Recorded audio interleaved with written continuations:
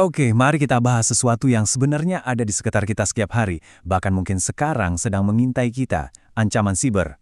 Mulai dari serangan skala raksasa yang bisa melumpuhkan sebuah negara, sampai ke penipuan-penipuan licik yang masuk ke HP kita.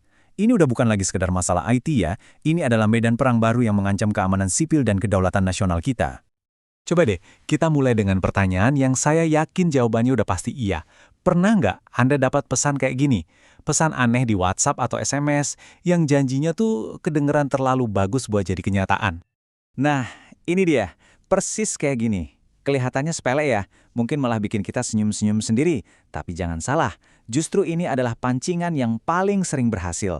Ini adalah cara mereka ngetuk pintu digital kita, dan ini jadi gerbang utama ke sebuah industri kejahatan cyber yang masis dan bahaya banget. Dan sekali pintu itu kebuka, ancamannya jadi macem-macem banget, jauh lebih dari sekedar undian palsu. Yuk kita lihat apa aja sih yang sebenarnya ada di luar sana yang ngintai kita semua di ujung jari. Coba lihat deh ragamnya. Ada phishing yang tujuannya itu ngincer password M-banking atau email Anda. Ada malware licik yang disembunyiin di file APK undangan nikah palsu. Ingat kan kasus itu? Yang bisa nguras rekening kita diam-diam. Bahkan sekarang ada deepfake, teknologi yang bisa malsuin muka dan suara pejabat buat nyebar hoaks. Sampai yang paling ngeri, serangan langsung ke infrastruktur vital negara, baik itu buat sipil maupun militer. Ini semua nyata, dan semua ini terjadi di Indonesia. Oke, tadi kan levelnya pribadi. Sekarang, coba kita zoom out. Kita lihat gambaran besarnya. Seberapa gawat sih ancaman ini di tingkat nasional? Angka-angkanya jujur aja bikin merinding. 3,64 miliar. Bukan juta ya, miliar. Itu jumlah anomali serangan siber yang dicatat sama Badan Siber dan Sandi Negara atau BSSN cuma dalam setengah tahun. Ini artinya apa? Ini bukan lagi potensi ancaman. Ini adalah realitas serangan non-stop yang terjadi setiap detik. Dan ini dia dampak finansialnya, 9,1 triliun rupiah. Sebanyak itulah uang masyarakat Indonesia yang raib gara-gara penipuan digital. Biar kebayang ya, duit segitu tuh cukup buat bangun puluhan rumah sakit atau sekolah modern. Ini bukan lagi kejahatan biasa, ini udah kayak perampokan ekonomi digital skala nasional. Terus gimana cara mereka nyerang? Grafik ini nunjukin metodenya.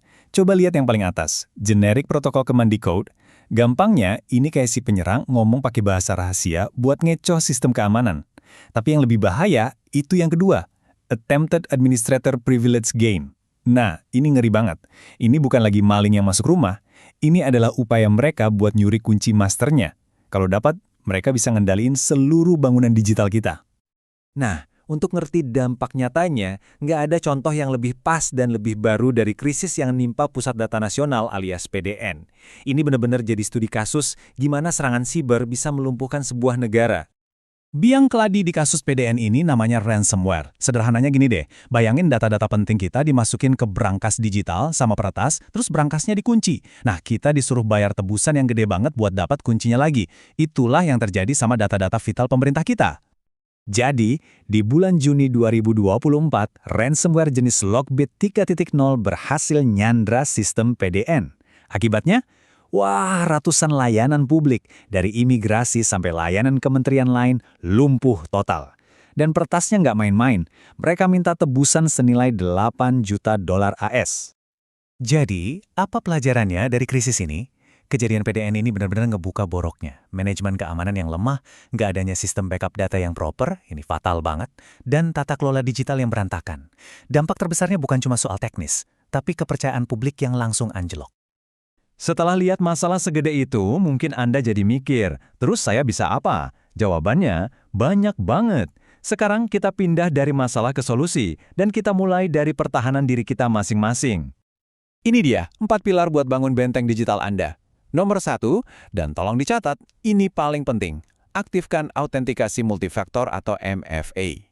Cuma dengan satu langkah ini aja, Anda udah bisa mencegah 99% upaya pembobolan akun. Keren kan? Kedua, cyber hygiene atau kebiasaan digital yang sehat. Jangan asal klik link.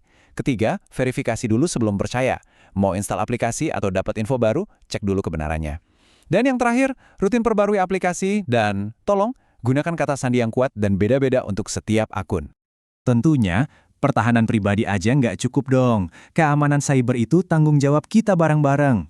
Coba kita lihat gimana upaya ini dibangun secara kolektif di level yang lebih luas, yang melibatkan pemerintah dan juga industri. Jadi ada 3 pilar utama dalam pertahanan siber nasional. Pertama, pemerintah. Tugasnya bikin aturan main yang kuat, kayak RUU Keamanan Siber, sekaligus memperkuat pertahanan siber militer buat ngelindungin aset-aset strategis negara.